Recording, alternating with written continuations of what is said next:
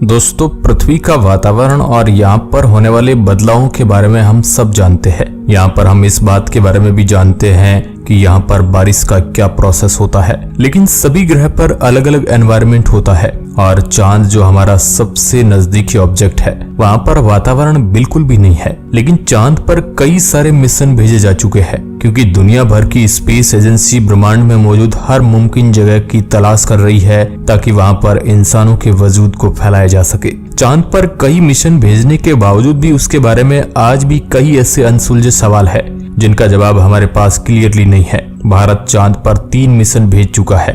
चंद्रयान-1 2008 में चांद पर गया था। चंद्रयान-1 के जरिए भारत ने चांद पर कई चीजों का पता लगाया था। चंद्रयान-1 के साथ गई एक सैटेलाइट ने चांद के दक्षिण ध्रुव में जोर से लैंडिंग की थी। उसने ध्वस्त होने से पहले ही चांद के बारे में इसरो को ऐसी जानकारी भेज दी। उसने चांद के चारों तरफ चक्कर लगा रहे ऑर्बिटर को यह संदेश भेज दिया था कि जहां मैं गिर रहा हूं वहां बर्फ के रूप में पानी मौजूद है। ये चांद की सतह पर गिरा तो कोई दूसरे काम से था, लेकिन इसने वैज्ञानिकों को ऐसी जानकारी दी जो आज तक चांद के बारे में वैज्ञानिकों के काम आ रही है। इसके अलावा 2013 में नासा ने चांद के वातावरण में पानी खोजा था। तो क्या चांद पर बारिश भी होती है? चलिए आज के इस वीडियो रिपोर्ट में चांद पर बर्फ के रूप में मौजूद पानी और वहां के अजीब रहस्यों के बारे में इस वीडियो रिपोर्ट में बताते हैं।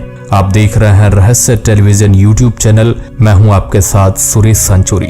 दोस्तों, साल 1960 के दशक में चांद पर जाने के सिलसिले की शुरुआत हो चुकी थी। शुरुआत में इतनी ज्यादा दिलचस्पी चांद को लेकर नहीं थी, लेकिन जब अमेरिकी स्पेस एजेंसी के अंतरिक्ष यान चांद के ऑर्बिट में पहुंचे और चांद की जब क्लियर तस्वीरें धीरे धीरे दुनिया भर की स्पेस एजेंसियों के सामने आई तो वैज्ञानिकों की दिलचस्पी चांद को लेकर बढ़ने लगी।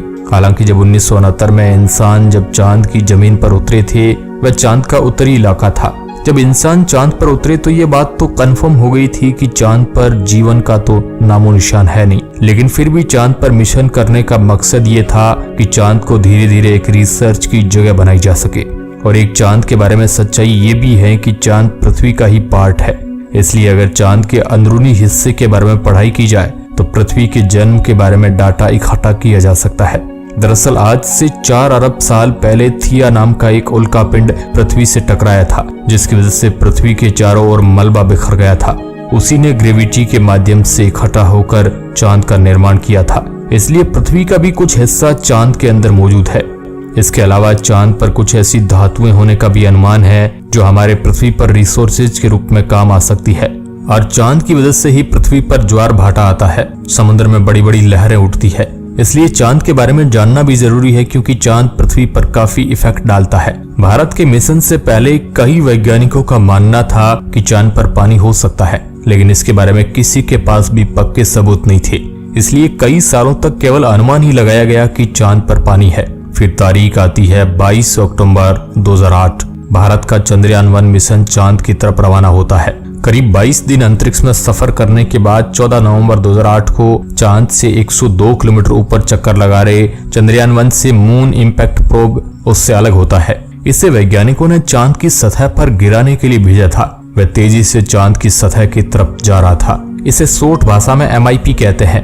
MIP को करीब 25 मिनट लगे चांद की सतह तक पहुंचने में। वह 6100 किलोमीटर प्रति घंटा की रफ्तार से चांद की सतह से टकराया था। इस टकराव से मून इम्पैक्ट प्रोब पूरी तरह से ध्वस्त हो गया, लेकिन ध्वस्त होने से पहले उस प्रोब ने वह काम कर दिया जिसने इतिहास बना दिया था। मून इम्पैक्ट प्रोब ने चांद के दक्षिण ध्रुव पर स्थित शैकल्टन क्रेटर, जो कि काफी बड़ा गड्ढा है, उसमें गिरने से पहले उसने पानी की मौजूदगी के पक्के सबूत इसरो के ऑर्बिटर को भेज दिए थे। उसने चांद के चारों तरफ चक्कर लगा रहे ऑर्बिटर को यह संदेश भेज दिया था कि जहां मैं गिर रहा हूं वह बर्फ के रूप में वहां पर पानी मौजूद है। यही संदेश पृथ्वी पर स्थित इसरो के डीप स्पेस नेटवर्क को भी ये जानकारी मिल गई थी। इसके बाद जब चांद की सतह की मैपिंग की गई और इसी में रिकॉर्डेड डाटा ने हमें ये बताया कि चांद के दोनों पोल में पानी के भंडार है। ये खोज समंदर में मिले खजाने की खोज से कम नहीं थी। जब पहली बार इसरो ने इस बात को कंफर्म किया कि चांद पर पानी है तो दुनिया के कई वैज्ञानिकों ने इस बात को माना ही नहीं था।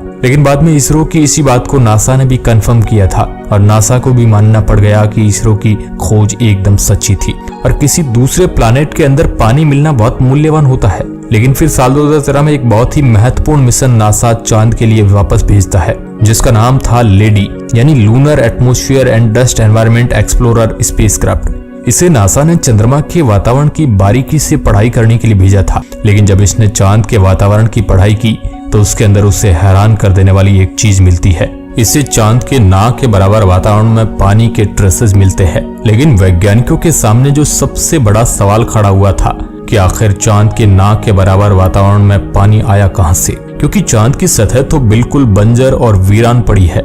ना तो उसकी सतह पर नदियां मौजूद है और ना ही उसकी सतह पर कोई समंदर जैसा कुछ है। यहाँ तक कि उसके पास जिस प्रकार पृथ्वी के पास इकोसिस्टम होता है, पहले नदियों से पानी भाप बन के ऊपर जाता है जिनसे बादल बनते हैं, फिर तापमान में उतार चढ़ाव होने पर वही बादल पानी बनकर बरसने लगते हैं। लेकिन चांद पर इकोसिस्टम है ही नहीं, तो ये पानी उसके वातावरण में आ कैसे सकता था? ये सवाल बार बार वैज्ञानिकों को परेशान कर रहा था।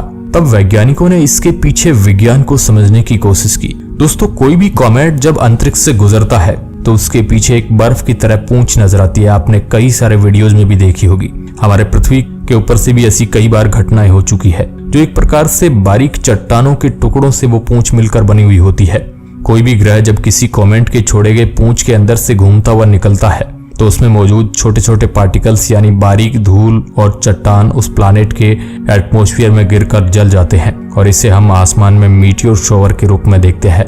कहा जाता है कि चांद की बंजर पड़ी जमीन के नीचे पानी हल्की हल्की मात्रा में मौजूद है। जब मीटियोर शॉवर के वक्त ये माइक्रो मीटियोरॉइड चांद की सतह से टकराते हैं तब ये सतह पर एक छोटा सा खड्डा बनाते हैं और उस टक्कर की वजह से सतह की धूल ऊपर की ओर उठ जाती है। जब एक बड़े आकार का माइक्रो मीटियोरॉइड सतह से टकराता है तब इसके शॉक वेव में इतनी एनर्जी होती है कि इनकी सतह पर कुछ सेंटीमीटर नीचे मौजूद पानी के पार्टिकल भी ऊपर सतह में निकल आते हैं और ये पानी सीधे ऊपर अंतरिक्ष में चला आता है। यही वो पानी है जिसे नासा के लैंडिंग मिशन ने डिस्कवर किया था और इसी ने सबको चौंका दिया था। नासा के इस मिशन से हमें इस बात का तो पता चल गया कि चांद के दोनों पोल्स पर ही नहीं बल्कि चांद की पूरी सरफेस में पानी के ट्रेसेस हो सकते हैं, लेकिन वह बहुत ही कम मात्रा में है, जो कि सतह से करीब 3 इंच नीचे से 10 फीट की गहराई तक एक गीली परत के रूप में मौजूद हो सकता है।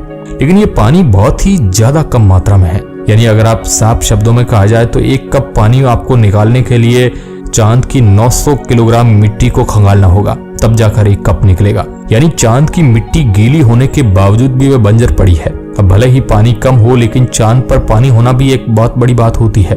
अभी हाल फिलहाल 14 जुलाई को चंद्रयान 3 चांद के दक्षिण वाले हिस्से में गया है, आपको पता होगा, और इसका अनुमान है कि 23 या 24 अगस्त को चंद्रयान 3 का लैंडर चांद के उस भयानक हिस्से में उतरेगा जहां पर इन सभी सवालों के जवाब बड़ी सटीकता से वो तलाश करेगा।